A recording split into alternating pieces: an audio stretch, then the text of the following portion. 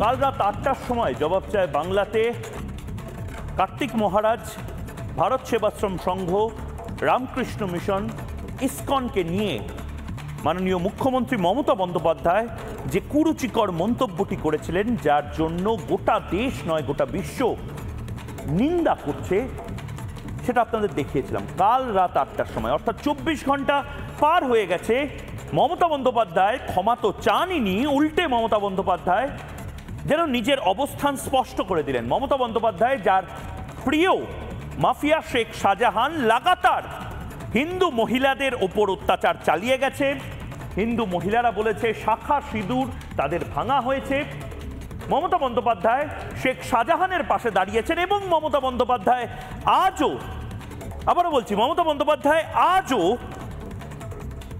বিতর্কটাকে বন্ধ না করে উস্কে দিলেন, এই প্রশ্নটা করতে বাধ্য করলেন যে আসলে বাংলায় হিন্দুদের অস্তিত্ব সংকট তৈরি করছেন না তো মমতা বন্দ্যোপাধ্যায় নিজে, এই শেখ শাহজাহান এবং যারা সাধু সন্তদেরকে লাগাতার আক্রমণ করে যায় তাদের মাধ্যমে? কেন এই কথাটা বলছি? আপনাদের হয়তো মনে হতে পারে আমরা তো খুব নিশ্চিন্তে আছি, আমাদেরকে আক্রমণ করবে, আমাদেরকে কুৎসা করবে, কিন্তু বাংলার মানুষ আজ এই প্রশ্নটা করছে এবং বাংলার মানুষ শঙ্কিত। যদি সাধু সন্তদের এত সহজে বাংলাতে আক্রমণ করা যায়, সফট টার্গেট করা যায়, তবে আমি আপনি কোন ছাড়? যদি আপনি হিন্দু হন এবং হিন্দু হওয়ার জন্য যদি আপনাকে লজ্জিত বোধ করতে বাধ্য করা হয়, যদি আপনি সনাতনী হন, যদি আপনি সাধু সন্ত হন, গেরুয়া বস্ত্রধারী হন, তার জন্য যদি আপনাকে লজ্জিত হতে হয়, ভয় হয়, কোনো নির্দিষ্ট জায়গা দিয়ে বেরোনোর সময় সমস্ত কিছু চুপচাপ শ্মশানের শান্তি অবলম্বন করতে হয়, তবে আপনার ভাবার সময় এসেছে। তার কারণ কার্তিক মহারাজ, যাকে নিয়ে এত কথা, সেই কার্তিক মহারাজ আজ একটি মারাত্মক কথা বলেছেন। কার্তিক মহারাজ যে কথাটা বলেছেন, সেই কথাটা আমার আপনার প্রত্যেকের শোনা উচিত। এবং তার পাশাপাশি মমতা বন্দ্যোপাধ্যায় বলছেন না যে সাধু সন্ত, ধর্ম এবং রাজনীতি এক হতে পারে না। কে বলেছে? মহাভারতে সবচেয়ে ধার্মিক যে ব্যক্তি, সবচেয়ে বড় ধর্মের যে যুদ্ধ, সেই ধর্মযুদ্ধে যে রাজার মতন, যে সুকৌশলীর মতন ভূমিকা পালন করেছিল, তার নাম শ্রীকৃষ্ণ। শ্রীকৃষ্ণ যতবার অনাচার হয়েছে, যতবার অনাচার হবে, শ্রীকৃষ্ণ আসবেন বলেছেন রাজনীতিবিদ হিসেবে, রাজা হিসেবে, ধার্মিক হিসেবে।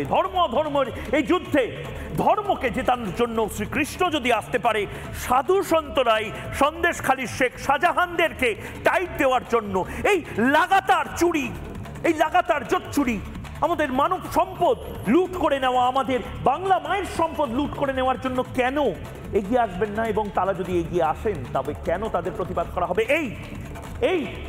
এই মুহূর্তে কার্তিক মহারাজের এই ছবি এবং এই বক্তব্য আপনারা ভালো করে শুনুন, এবং তারপর ময়ূক একটি প্রশ্ন করবে, সেই প্রশ্নের সহমত বা বিরোধিতা আপনারা করেন, কোনটা করেন সেটা আপনারা ঠিক করবেন। প্রথমে কার্তিক মহারাজ কি বলছেন শুনুন।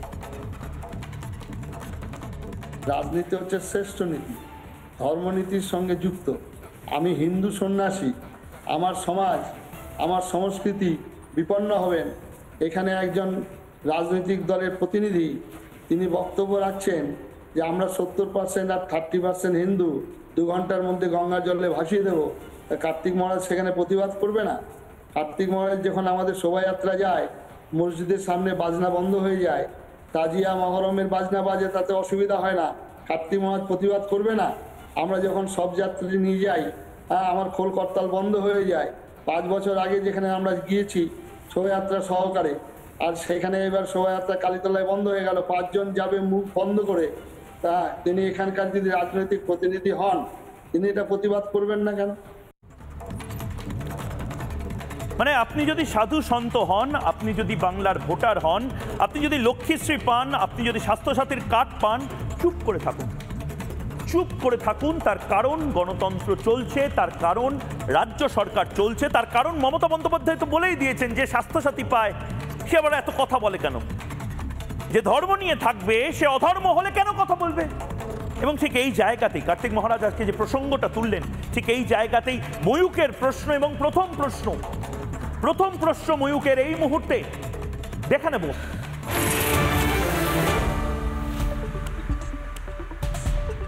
বাংলা হিন্দুত্বে আঘাতেও নীরব থাকবে, নীরব থাকবে বাংলা। লাগাতার হিন্দুত্বে আক্রমণ হবে এবং এটাকে আমরা কুল মনে করি। সাধু সন্তদের ওপর আক্রমণ পালঘর হতে পারে বা বহরমপুরে হতে পারে, জলপাইগুড়িতে হতে পারে বা জলপেশে হতে পারে, আমরা কুল মনে করি। সাধু সন্তদের আক্রমণ করাই যায়, হিন্দুত্ব নিয়ে ইয়ার্কি করাই যায়, হিন্দুদেরকে নিয়ে একটু মস্করা করাই যায়। অন্য ধর্মের বা অন্য ধর্মগুরুদের নিয়ে এর 1% যদি মস্করা বা আক্রমণ করা হয়, আমি জানি আপনারা জানেন যে এর পরিণাম কি হতে পারে। হিন্দুত্ব নিয়ে, হিন্দুদের নিয়ে এই মস্করা, এই আক্রমণ করে যাবেন এবং কিছু বলা যাবে না। গর্জে উঠতে হবে। সনাতনীরা বোধহয় এবার গর্জে উঠছেন। মমতা বন্দ্যোপাধ্যায়, মাননীয় মুখ্যমন্ত্রী মমতা বন্দ্যোপাধ্যায়, এত কিছুর পরেও কাল এবং আজ আবারও বলছি, আমার আপনার প্রত্যেকের মনে হয়েছিল, তার কারণ ভারত সেবাশ্রম সংঘ তো শুধুমাত্র বিজেপির নয়, রামকৃষ্ণ মিশন শুধুমাত্র কংগ্রেস সিপিএম তৃণমূলের নয়, ইসকন শুধুমাত্র ভারতীয়দের নয়। ভারত সেবাশ্রম সংঘের অনেক দীক্ষিত তৃণমূল করেন, রামকৃষ্ণ মিশনের অনেক দীক্ষিত অনেক শিষ্য বিজেপি করেন, আরএসএস করেন, সিপিআইএম হয়তো করেন। ঠিক সেভাবেই ইসকনেরও শুধুমাত্র একটি নির্দিষ্ট হিন্দু ধর্মের জন্য কোনো খাবার রান্না হয় না, কোনো স্কুল তৈরি হয় না। তারপরেও মমতা বন্দ্যোপাধ্যায় এটা বললেন মানে নির্দিষ্টভাবে মমতা বন্দ্যোপাধ্যায় নিজের অবস্থান স্পষ্ট করছেন। আমার ভোট ব্যাংকের জন্য আমি এটা করছি, নিজের অবস্থান স্পষ্ট করছেন। কিন্তু মজার কথা হলো, ভোট ব্যাংকের নামে মমতা বন্দ্যোপাধ্যায় যেটা করছেন, বাংলার সংখ্যাগুরু এবং সংখ্যালঘু সম্প্রদায়ের মানুষ তাকেই যেন রিজেক্ট করছে, বলছে এটা বোধহয় করার দরকার ছিল না, এটা খারাপ, এটা কুৎসিত, এটা অপ্রয়োজনীয়। মমতা বন্দ্যোপাধ্যায় কাল এবং আজ ঠিক কি বলেছিলেন একবার শুনবো।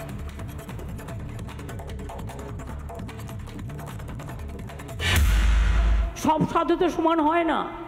এই যে বহরমপুরের একজন মহারাজ আছেন, আমি শুনেছি অনেক দিন ধরে, কার্তিক মহারাজ, ভারত সেবা সংঘকে আমি খুব শ্রদ্ধা করতাম। কিন্তু যে লোকটা বলে আমি তৃণমূল কংগ্রেসকে এজেন্ট বসতে দেবো না, সে লোকটাকে আমি সাধু বলে মনে করি না। তার কারণ তিনি ডাইরেক্ট পলিটিক্স করে দেশটার সর্বনাশ করছেন। দিল্লি থেকে নির্দেশ আসে, বলে বিজেপিকে ভোট দেওয়ার জন্য বলো। কেন করবে সাধু সন্তরা এই কাজ? কিন্তু রামকৃষ্ণ মিশনকে সবাই সম্মান করে, শ্রদ্ধা করে, ওদের কাছে একটা হোয়াটসঅ্যাপ আছে গ্রুপ, কিন্তু রামকৃষ্ণ মিশন ভোট দেয় না কোনোদিনও, এটা আমি জানি। তার আমি অন্যকে কেন ভোট দিতে বলবো? আমি একটি লোকের নাম করে বলেছিলাম, তার নাম কার্তিক মহারাজ। তিনি আমাদের এজেন্ট বসতে দেয়নি। তৃণমূল কংগ্রেসের ভোটের দুদিন আগে মুর্শিদাবাদে যে দাঙ্গাটা করিয়েছিলেন, তার হোতা ছিলেন উনি। আমি সেই জন্য বলেছিলাম, রেজিনগরে ইলেকশনের দুদিন আগে দাঙ্গা করেছিল, সেইখানটায় ওনার আশ্রম, উনি আশ্রম চালক, আমার কোনো আপত্তি নেই। ওখানে কিছু লোককে খেপিয়েছে যারা থানার ব্যবসায়ী, এলাকায় এলাকায় গিয়ে ধর্মের নামে আপনি বিজেপি করে বেড়ান। আমি বলছি আপনি করুন, কিন্তু বিজেপির চিহ্নটা বুকে লাগিয়ে রেখে করুন, লুকিয়ে লুকিয়ে কেন? আমি তাই বলেছি। মমতা বন্দ্যোপাধ্যায়, আবারও বলছি, মমতা বন্দ্যোপাধ্যায় যে সাহসটা পেয়েছেন, সেই সাহসটা আসলে আমি আপনি তৃণমূল কংগ্রেসকে দিয়েছি। কি সাহস?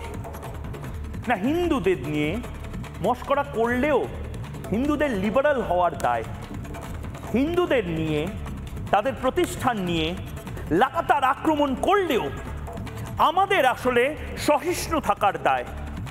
পালঘরে সাধু মারা গেলেও তাদের পিটিয়ে পিটিয়ে পিটিয়ে পিটিয়ে মেরে দিলেও চুপ করে থাকাটা আসলে মিডিয়ার দায়। জলপাইগুড়িতে রামকৃষ্ণ মিশনের আশ্রমে ভাঙচুর হলেও আসলে চুপ করে মিনমিন মিনমিন করে নির্বাচন দেখানোটা দায়। মমতা বন্দ্যোপাধ্যায়ের অসুবিধা হয়েছিল না? বাজেটের দিন কেন আমরা বাজেটের ভাষণ না শুনিয়ে লাগাতার সন্দেশখালীর মহিলাদের কথা শুনিয়েছি?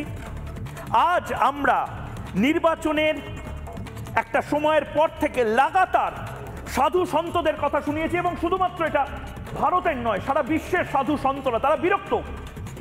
এবং আমি দায়িত্ব নিয়ে বলছি, আমি নাম বলতে চাই না, নাম বলবো না, কিন্তু বহু তৃণমূল কংগ্রেস সমর্থক আমাকে টেলিফোন করছে, বহু সংখ্যালঘু সম্প্রদায়ের মানুষ, আমি নির্দিষ্ট করে মুসলিম সম্প্রদায়ের মানুষ, তারা বিরক্ত।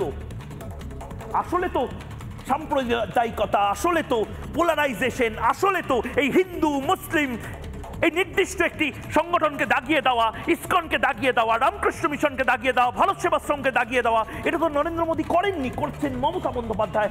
প্রয়োজন ছিল না, হয়তো তাগিদ অনুভব করেছেন, মমতা বন্দ্যোপাধ্যায় হারছেন, মমতা বন্দ্যোপাধ্যায়ের দেওয়ালে পিঠ থেকে গেছে এবং সে কারণে মমতা বন্দ্যোপাধ্যায়কে এগুলো করতে হচ্ছে। এবং সেখান থেকেই আজ এই প্রশ্নটা আমি করছি। এই প্রশ্নটা আজ হয়তো অপ্রাসঙ্গিক লাগতে পারে, কিন্তু ময়ূকের এই প্রশ্নটা আজ আপনাদেরকে উত্তর দিতে হবে, কারণ আজ যদি উত্তর না দেন, কাল হয়তো আপনার বাড়ির সামনে শেখ শাহজাহান দাঁড়িয়ে এই প্রশ্নটা আপনাকে করার অপরচুনিটি ছেড়ে দিন, চরম চরম হাত বাজানো শুরু হবে। ময়ূকের প্রশ্ন, সময় এসেছে সনাতনীদের গর্জে ওঠার। খুব সিম্পল প্রশ্ন, এর মধ্যে কোনো সাম্প্রদায়িকতা নেই, এর মধ্যে কোনো হিন্দু মুসলিম নেই, এর মধ্যে 1% কোনো উস্কানি নেই, যে উস্কানি মমতা বন্দ্যোপাধ্যায় দিচ্ছেন। সনাতনী হওয়াতে কোনো লজ্জা নেই, আমি যে হিন্দু সেটা চিৎকার করে চোখে চোখ রেখে বলাতে কোনো লজ্জা নেই। আমি হিন্দু হওয়ার জন্য 46-47 সালে আমাকে যে ধাক্কা মেরে গলা ধাক্কা দিয়ে এপারে চলে আসতে হয়েছিল, এবং এপারেও যাতে কিছুটা হয়েও বাঁচতে পারি তার জন্য একটা হোমল্যান্ডের মতন রাজ্য তৈরি হয়েছিল, সেটা বলতে কোনো আপত্তি নেই। আসলে আপত্তিটা মমতা বন্দ্যোপাধ্যায়, কারণ মমতা বন্দ্যোপাধ্যায় যে কাজটা করছেন সেটা আগুন নিয়ে খেলা বলে। আমি বিতর্কে যাব, কিন্তু তার আগে নরেন্দ্র দামোদর দাস মোদী, ভারতের প্রধানমন্ত্রী, এবং অসমের মুখ্যমন্ত্রী হিমন্ত বিশ্ব শর্মা দুজনে ঠিক কি বলেছেন একবার শুনবো, এবং তারপর সরাসরি অতিথিদের সাথে যাব বিতর্কে।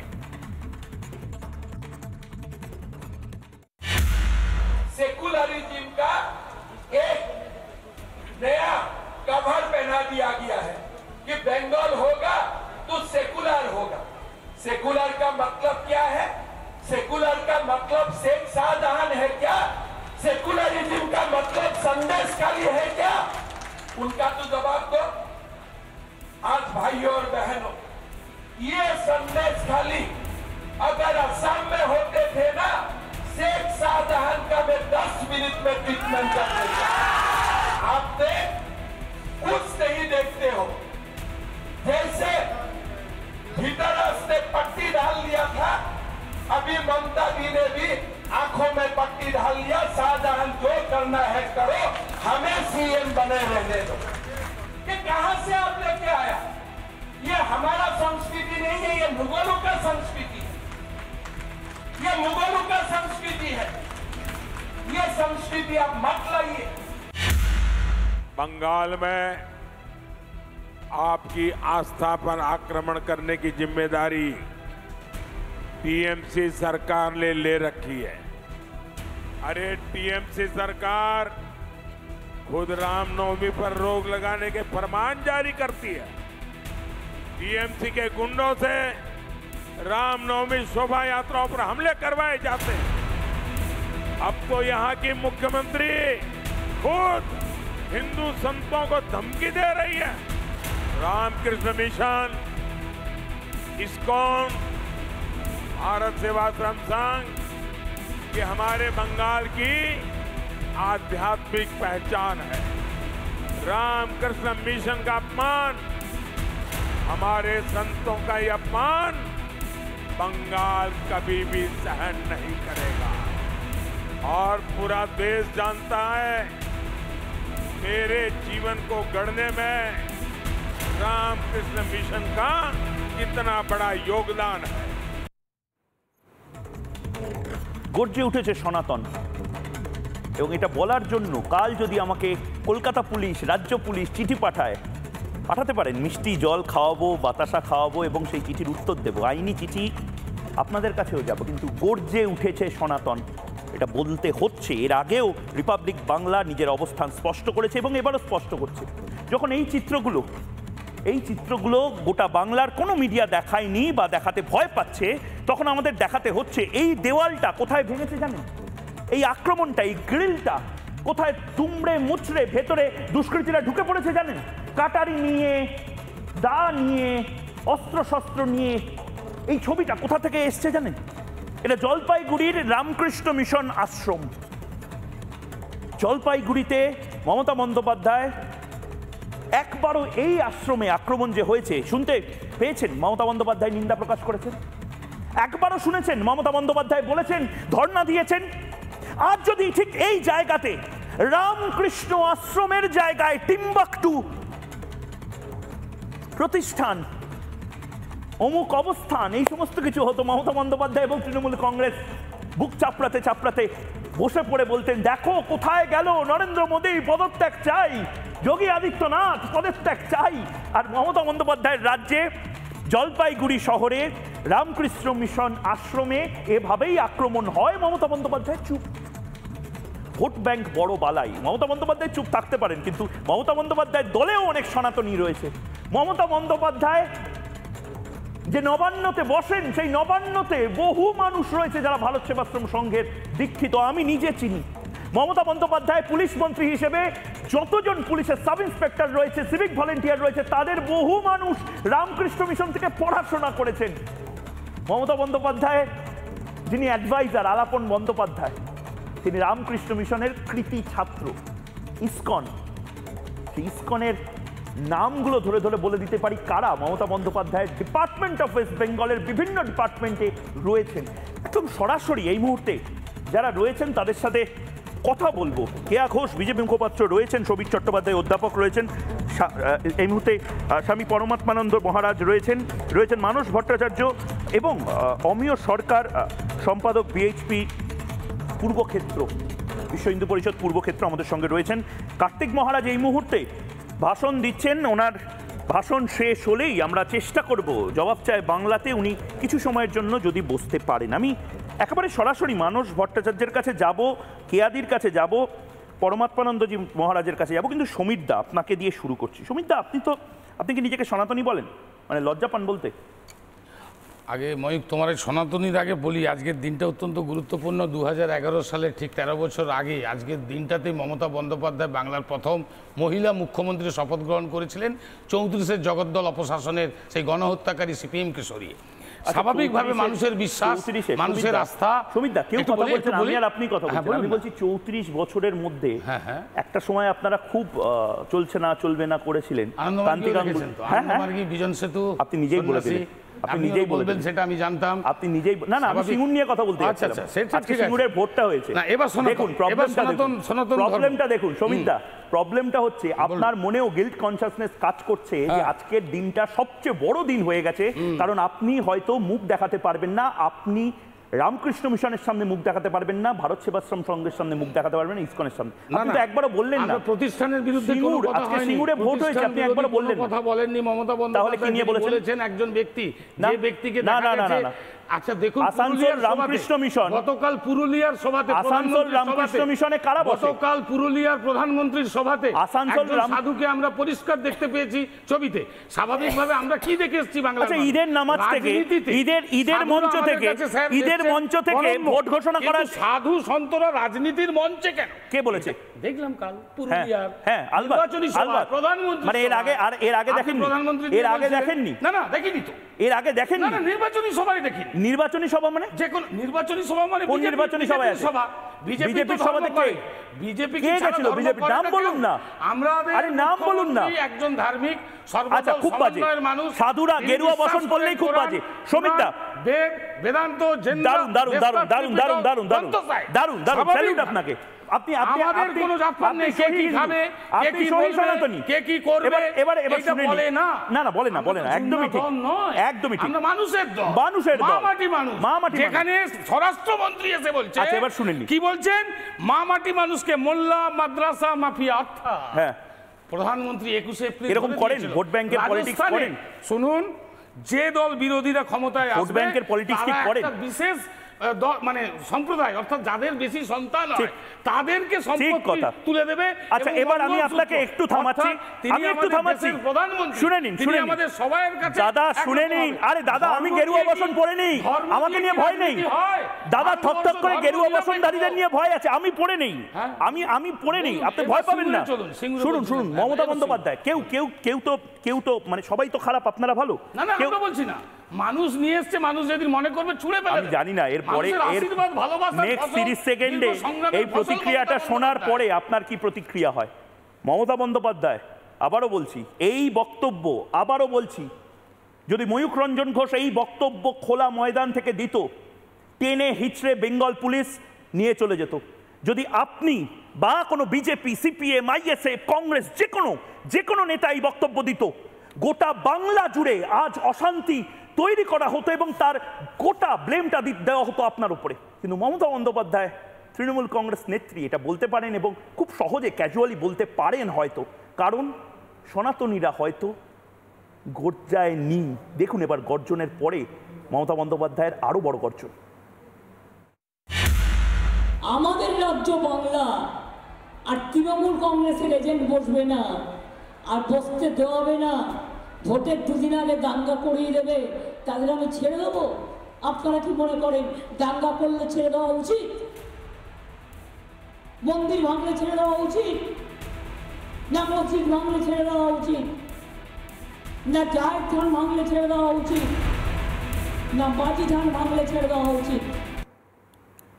আমি কেয়া ঘোষের কাছে আসবো। রাজ্যের মুখ্যমন্ত্রী খোলা ওপেন ময়দান থেকে নির্বাচনী সভায় বলছেন মন্দির ভাঙলে, আবার জানি না এটা এইটুকু পার্ট, আবারও বলছি, যারা এইটুকু পার্ট আমার কেটে চালাতে চান, আমি আবারও বলছি এটা মুখ্যমন্ত্রীর কথা, ময়ূকের না, কারণ এটা দিয়ে আবার অশান্তি তৈরি করার চেষ্টা হবে। মমতা বন্দ্যোপাধ্যায় বলছেন মন্দির ভাঙলে ছেড়ে দেওয়া উচিত, মসজিদ ভাঙলে ছেড়ে দেওয়া উচিত, কেন ছাড়বো? এটা কি বলছেন কেয়া ঘোষ? দেওয়া উচিত কোথায় বললো? আরেকবার শুনে নেব। কেয়া ঘোষ, সুমিতা বলি একটু। এবার দেখুন, সবার আগে আমি বলছি, আমি ভারতীয় জনতা পার্টি একটি রাজনৈতিক দলের প্রতিনিধি। আমার প্রধানমন্ত্রী বলেন সবকা সাথ সবকা বিকাশ। তিনি ধর্মনিরপেক্ষ রাজনীতি করেন, মুখে বলেন, আক্ষরিক অর্থে করেন। তাই আমি আমার ভারতীয় জনতা পার্টির যে প্রধানমন্ত্রীর আমি যে প্রতিনিধি হয়ে এসছি, আমি ক্ষমা চাইছি, আমাকে কিছু কথা বলতে হবে রাজনীতির বাইরে এসে ময়ূখ। কারণ আমার পরিচয় হচ্ছে আমি কেয়া ঘোষ, আমি একজন হিন্দু ধর্মাবলম্বী। সেই পরিচয়টা আমার কাছে এখন বড় হয়ে দাঁড়িয়েছে। বিধির বাঁধন কাটবে কি তুমি কি এমন শক্তিমান? আমার ভাঙা গড়া তোমার হাতে এমন অভিমান? না, ফানুস ফাটছে। মমতা বন্দ্যোপাধ্যায় বুঝতে পারছেন যে তার যে দুধেল গায়ের ভোট সেটা কমছে, এবং সেই কারণে তার এই প্রয়াস, তার কি আকুল মরিয়া প্রয়াস, এই শেষের লাস্ট দুটো ফেজে যাতে তার একটা বিশেষ সম্প্রদায়কে তিনি যাতে কনসলিডেট করতে পারেন, সংখ্যালঘু সম্প্রদায়কে কনসলিডেট করতে পারেন, তার আমি দুটো উদাহরণ দিয়ে দিচ্ছি ময়ূখ। হুমায়ুন কবির দাঁড়িয়ে বলেছে যে এখানে আমরা 70-30 আর তোমরা মাত্র 30% আছো, তোমাদের যদি মেরে ভাগীরথীর জলে আমরা ডুবিয়ে দিই তাহলে কি করতে পারবে? তার বিরুদ্ধে কোনো ব্যবস্থা নেওয়া হয়েছে? না, নেওয়া হয়নি, কারণ ওটা মমতা বন্দ্যোপাধ্যায়ের মনের ইচ্ছা সম্ভবত। উনি সেটাকে প্রশ্রয় দিয়েছেন, তারা হলে তাকে শোকজ করা হতো দলীয়ভাবে। ইলেকশন কমিশন, আমরা ভারতীয় জনতা পার্টি কমপ্লেন করছি, সেটা পরের কথা। একজন মুখ্যমন্ত্রী হিসেবে আমি আপনাকে থামাচ্ছি, আমি আপনাকে থামাচ্ছি। না, আমি সমিত দা আপনার কাছে আসবো, আপনার যুক্তি পরে নেব। সমিত দা আপনার যুক্তি পরে নেব। আমি কেয়া ঘোষকে, বিজেপি মুখপাত্রকে বলছি, কেয়া ঘোষ আপনারা এত সফট হচ্ছেন কেন? কিসের শোকজ? হুমায়ুন কবির এই কথাটা বলেছে, আজ কেয়া ঘোষ যদি এই জাস্ট কয়েকটা শব্দ বদলে দিয়ে বলতো 10 মিনিটের মধ্যে সংখ্যালঘু সম্প্রদায়কে ভাগীরথীর জলে ভাসিয়ে দেব, আপনার অবস্থা বোধহয় নুপুর শর্মার মতন হতো। কেয়া ঘোষ, আপনি বোধহয় আসলে সফট হয়ে পড়ছেন। এই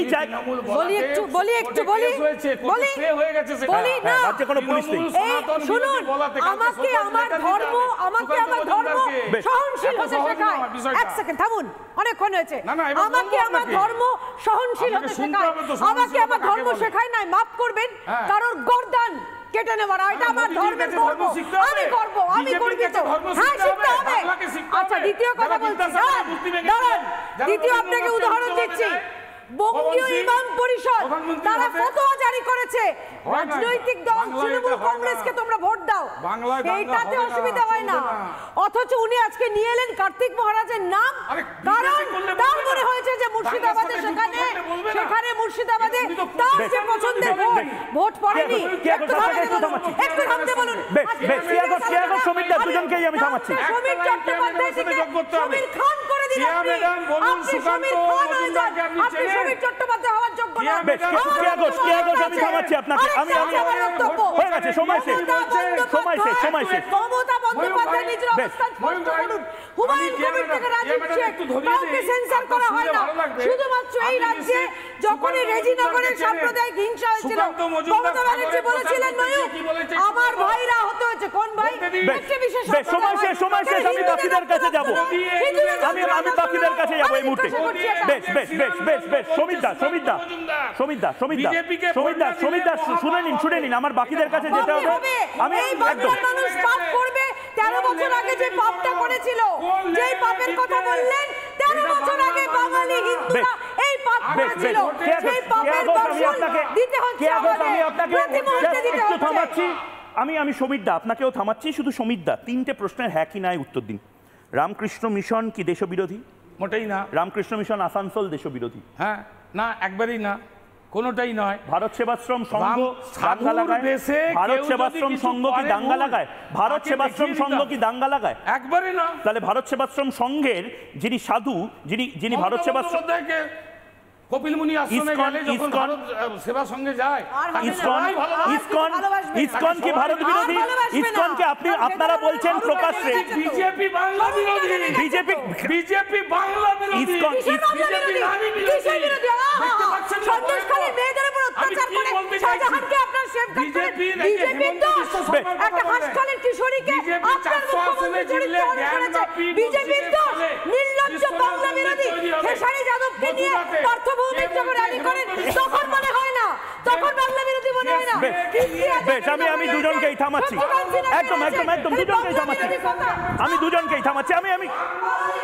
আমি ওখানে সাউন্ড কমাচ্ছি এবং খুব নির্দিষ্টভাবে যেহেতু বিতর্কটা এই জায়গাতে আসতোই, কিন্তু আমি অনুরোধ করছি, তার কারণ কিছু রাজনীতিবিদ, আমি নাম করছি না, তারা হয়তো চেষ্টা করছে বাংলা থেকে এমন কিছু ন্যারেটিভ সেট করতে যেটাতে মনে হয় উস্কানি। না, কোনো উস্কানি নেই, কোনো উস্কানির জায়গা নেই। শ্রীরাম জন্মভূমি আন্দোলনের সময় এবং শ্রীরাম মন্দির তৈরি হওয়ার সময়ও এটা হয়েছিল। এবারও উস্কানির জায়গাটাকে বদলে দিতে হবে। তার কারণ আমি ব্যক্তিগতভাবে বলছি, রামকৃষ্ণ মিশনে বহু সংখ্যালঘু সম্প্রদায়ের ছেলে মেয়ে যারা পড়েছে তারাও বেদনা হতো, ইসকনের বহু ছাত্রছাত্রী তারা বেদনা হতো। এবং মমতা বন্দ্যোপাধ্যায় বোধহয় পালসটা হারিয়ে ফেলছেন, বা মমতা বন্দ্যোপাধ্যায় ভাবছেন মাথায় ঢুকে গেছে, কেউ বুঝিয়েছে, আমি জানি না, আইপ্যাক বুঝিয়েছে না অন্য কোনো প্যাক বুঝিয়েছে, যে সংখ্যালঘু তোষণটা টানা করে যাও, তুমি ডিভিডেন্ড পাবে। আসলে কি ছিন্ন বিচ্ছিন্ন হয়ে যাবে তৃণমূল কংগ্রেসের ভোট বা ভোট ব্যাংক? কারণ মেনে নিলাম সাধু কার্তিক মহারাজ সবাই খারাপ, হুমায়ুন কবির ভালো, মানে এটা বলা যায় তো মমতা বন্দ্যোপাধ্যায়? শুনে নিন, আবারও শুনে নিন, যদি মিস করে গিয়ে থাকেন বলুন, হুমায়ুন কবিরের গ্রেপ্তারি দাবি করুন। কার্তিক মহারাজকে বারবার হেনস্থা করার আগে, ভারত সেবাশ্রম সংঘ রামকৃষ্ণ মিশনকে বারবার হেনস্থা করার আগে হুমায়ুন কবিরকে অ্যারেস্ট করার ব্যবস্থা করুন মমতা বন্দ্যোপাধ্যায়। দেখুন কি বলছে বাংলার হিন্দুদের নিয়ে একজন সিটিং এমএলএ আপনার দলের। কত ধানে কত চাল হয়, 2 ঘন্টার মধ্যে তোমাদেরকে যদি ভাগীরথীর গঙ্গায় না ফেলতে পারি রাজনীতি থেকে সরে যাব। কত ধানে কত চাল হয়, 2 ঘন্টার মধ্যে তোমাদেরকে যদি ভাগীরথীর গঙ্গায় না ফেলতে পারি রাজনীতি থেকে সরে যাব। আমি স্বামী পরমাত্মানন্দজি মহারাজের কাছে একদম সরাসরি যাচ্ছি। মহারাজ, আপনাকে খুব সহজভাবে একটু বলুন তো, আপনাকে ধর্মগুরু হওয়ার জন্য কি আসলে ঘৃণা ছড়াতে হবে অন্য ধর্মের মানুষদের প্রতি? আপনাকে গেরুয়া বসন পরিহিত হতে হবে, তার মানে আপনাকে দাঙ্গা করতে হবে? এটা কোন ধর্মগ্রন্থে লেখা আছে? আমাদের সনাতনের কোন বইতে লেখা আছে যে গেরুয়া বসনধারীরা আসলে দাঙ্গাবাজ? গেরুয়া বসনধারী মানেই হচ্ছে অশিক্ষিত, গেরুয়া বসনধারী মানেই ব্যাকডেটেড। আর মমতা বন্দ্যোপাধ্যায়ের দল সবসময় প্রোগ্রেসিভ, লিবারাল এবং সেকুলারের সমস্ত ধ্বজাধারী হয়েছে আছে।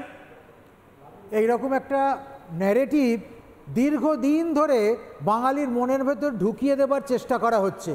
গেরুয়াধারী মানেই তারা ধর্ম নিয়েই থাকবে, তারা শুধু ঘণ্টা নাড়বে, পুজো করবে, তারা ফুল বেলপাতার মধ্যে মন্দিরের মধ্যে তারা কনফাইন হয়ে থাকবে। কিন্তু তা তো নয়, কেবলমাত্র কীর্তনরত চৈতন্যই আমাদের উপাস্য নয়। আমরা ভুলে গেলে হবে না যে কাজী দলন যিনি করেছিলেন তিনিও কিন্তু নবদ্বীপ বিহারী ওই চৈতন্য। সেই জন্য সবসময় ধর্মের জন্য, সমাজের জন্য সাধুদের একটা নির্দিষ্ট দায়বদ্ধতা আছে।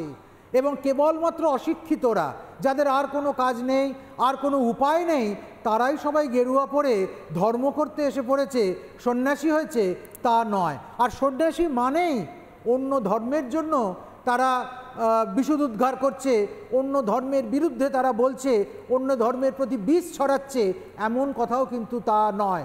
সহনা ভবতু সহনৌ ভুনক্তু, এটা আমরা সন্ন্যাসীরা, সনাতনীরা সবসময় বলি। এবং আমরা সবসময় একসঙ্গে চলার, এক কথা বলার বৈদিক পরম্পরাটাই হচ্ছে তাই।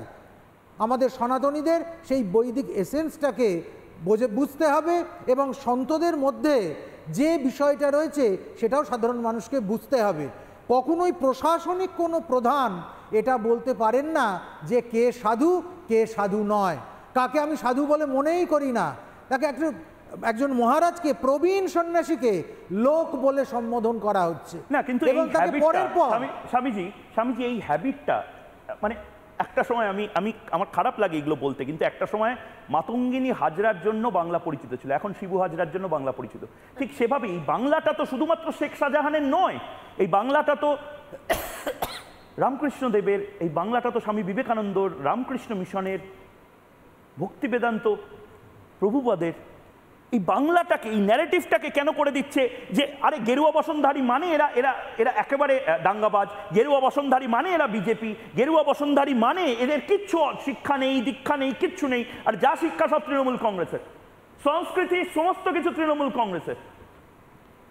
মহারাজ, এই ধারণাটা থেকেই তো যত বিপত্তি, এমন ঔদ্ধত্যটা এমন জায়গায় পৌঁছে গেছে। সাধু সন্ত ধর্মগুরু তাদেরকে কিভাবে সম্বোধন করতে হয়, তাদের গুরুত্ব কি, তাদের ভূমিকা কি, সমাজে তাদের অবদান কি, এটা পর্যন্ত আমরা আজকে ভুলে যাচ্ছি। শ্রীরামকৃষ্ণের যে অবদান, সারদা মায়ের যে অবদান, স্বামীজির যে অবদান, প্রণবানন্দজির যে অবদান, সর্বোপরি তার পাশাপাশি প্রভুপাদের যে অবদান, এগুলোকে আমরা ভুলে গেলে অবদান কি মহারাজ? তাকে যে বিশ্বগুরু করে বলা হচ্ছে, তাকে রামচন্দ্রের সঙ্গে তুলনা করা হচ্ছে, তার ধ্যানকে দেখানো হচ্ছে। কে রামচন্দ্রের সাথে তুলনা করেছে? এই তো সুকান্ত মজুমদার বলছে, সুকান্ত মজুমদার রামচন্দ্রের সাথে তুলনা করেছে। এই যুগে শ্রীরামচন্দ্র বলছি, শুনুন, আর একজনকে বলা হচ্ছে চরেন্দ্র রানীকে বলা হচ্ছে, ভগিনী নিবেদিতা, রানী রাসমণির সঙ্গে তুলনা করা হচ্ছে। আরে রানী রাসমণির সঙ্গে তুলনা করা হচ্ছে একজনকে, একজন নাম করবেন আবার কেস দেবেন, একজন চোরের রানীকে করা হচ্ছে। আরে মানব থেকে মহামানব হতে গেলে সমিতদা আপনি তো মনীষীর সাথে তুলনা করেছেন মমতা বন্দ্যোপাধ্যায়কে, মমতা বন্দ্যোপাধ্যায়ের সাথে তুলনা করেছেন মনীষীকে। তো আপনি হতে পারে সম্ভাবনা, মানে পোটেনশিয়াল মনীষী। আচ্ছা, আমি সবাই কেউ কারোর উপরে কথা বললে শোনা যাবে না। না, আমি অনুরোধ করছি কেউ কারোর উপর কথা বললে শোনা যাবে না। সবাইকে এক এক করে সময় দেবো। পোটেনশিয়াল মনীষী হতেই পারেন, সুবিধা বারবার বলেন, ঠিক আছে।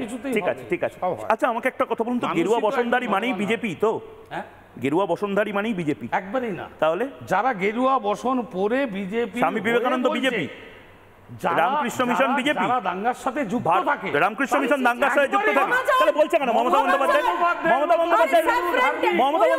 কেন? আচ্ছা, 10 সেকেন্ড টাইম সেখানে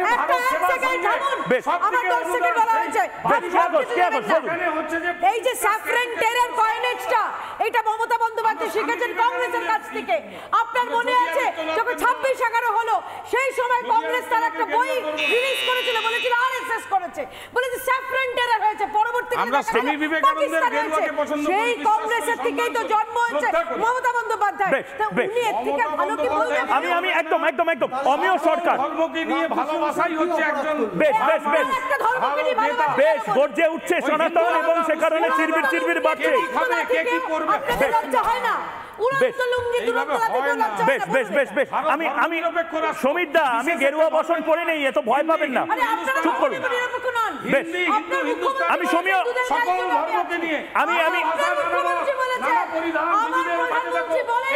এত কিছু আমার খুব খারাপ লাগছে, এত কিছু কথা বিবিধের মাঝে দেখো মিলন মহান ইত্যাদি ইত্যাদি তৃণমূল কংগ্রেস বলে, কিন্তু তৃণমূল কংগ্রেস রামকৃষ্ণ মিশনকে অপমান করে, রামকৃষ্ণ মিশন আসানসোলকে অপমান করে, কার্তিক মহারাজকে অপমান করে, ইসকনকে অপমান করে। দিল্লি থেকে নাকি ইনফরমেশন আছে বিজেপির জন্য, ছি ছি ছি ছি।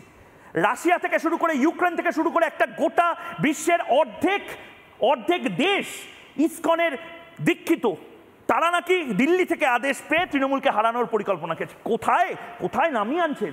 অমিয় বাবু রয়েছেন বিশ্ব হিন্দু পরিষদের তরফ থেকে। অমিয় বাবু, আপনার কাছে যাওয়ার আগে আমি আপনাকেও শোনাতে চাই, আবারও বলছি, এটা মিনমিনে মিডিয়া দেখাতে ভয় পায়, কিন্তু এটা দেখাতে হবে।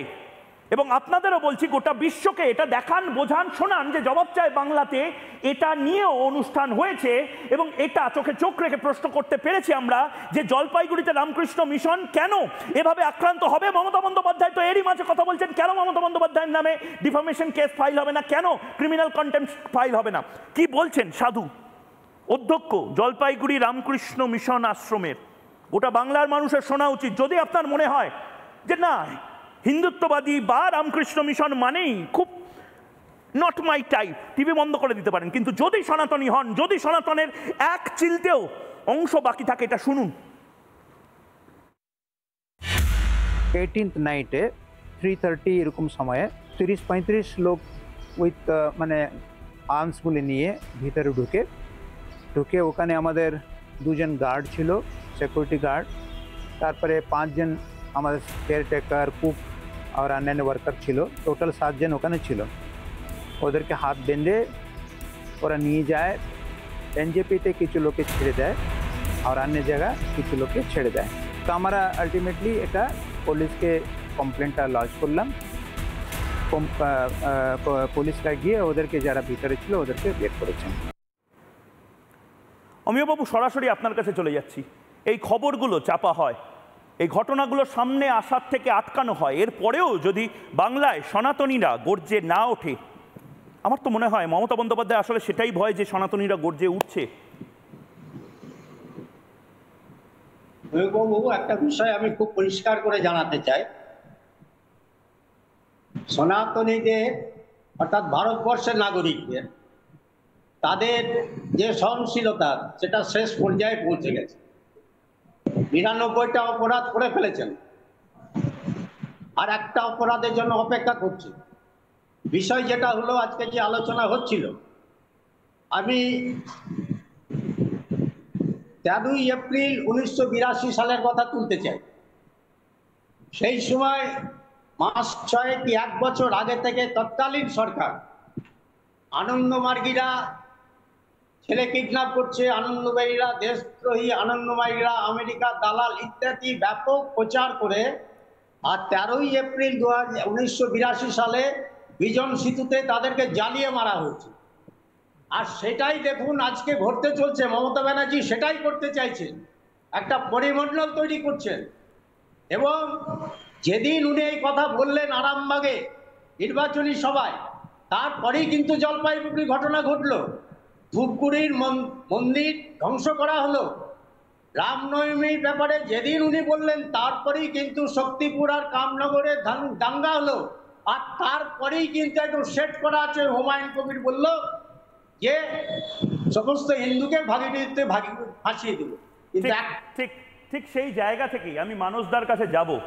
মানসদা, নাগা সন্ন্যাসী যাদেরকে নিয়েও মস্করা অনেক সময় করা হয়, এই যারা ওক যাদেরকে বলা হয়, এই নাগা সন্ন্যাসীরা একটা সময় বেনারস শহরটা, কাশী শহরটাকে বাঁচিয়েছিল ঔরঙ্গজেবের হাত থেকে, হাতে ত্রিশূল নিয়ে। এই ইতিহাসটাকে বোধহয় মমতা বন্দ্যোপাধ্যায় ভুলিয়ে দিতে চান যে সাধু সন্তরা শুধুমাত্র চোখ বন্ধ করে থাকবে না, যদি দুরাচার হয়, অনাচার হয়, ঝাঁপিয়ে পড়বে এবং প্রয়োজনে সরকারের পতনও হয়তো ডেকে আনবে। মূল ন্যারেটিভ যেটা পশ্চিমবঙ্গে সেট হয়েছে ময়ূকদা, সেটা হচ্ছে গত কয়েকদিন ধরে চলছে যে সাধুরা রাজনীতির কথা বলবে না। এটা একটা অদ্ভুত ব্যাপার, মানে রাজনীতির লোক যারা, সেটা বিজেপি হোক তৃণমূল হোক, তারা ধর্মের কথা বলতে পারবে, কিন্তু যারা ধর্ম নিয়ে আলোচনা করে তারা রাজনীতির কথা বলতে পারবে না। মানে এটাকে কি এটা ধরে নিতে হবে যে সাধুরা রাজনীতির কথা বলবে না, কারণ পশ্চিমবঙ্গের রাজনীতিটা চড়ে পড়ে গেছে, মানে শুধু চোরেরা রাজনীতির কথা বলবে, সাধুরা যেন রাজনীতির কথা না বলে, কারণ পশ্চিমবঙ্গের রাজনীতি এখন চোরেদের হাতে, সুতরাং সাধুরা যেন এর মধ্যে না ঢোকে। যদি সেই ন্যারেটিভটা হয় তাহলে ঠিক আছে যে সাধুরা, আমি বলছি কোন ভারতবর্ষের প্রাচীন সংস্কৃতিতে যত দেবতা আছে, কৃষ্ণ রাজনীতি করত, রাম রাজনীতি করত, দুর্গা অসুরবধের জন্য এসেছিল, আপনি কোন দেবতাকে বাদ দেবেন? রাষ্ট্র রক্ষার জন্য প্রত্যেকটা দেবতা সমর্পিত ছিল। এখন প্রত্যেকটা সাধু যদি রাষ্ট্র রক্ষার জন্য নিজেদের প্রাণ সমর্পণ দেয় তাহলে সেটা রাষ্ট্রনীতি বলা হয়, সেটাকে রাজনীতি বলে না। এখন রাজনীতি আর রাষ্ট্রনীতির তফাৎটা বুঝতে হবে, যেটা পশ্চিমবঙ্গে নেই।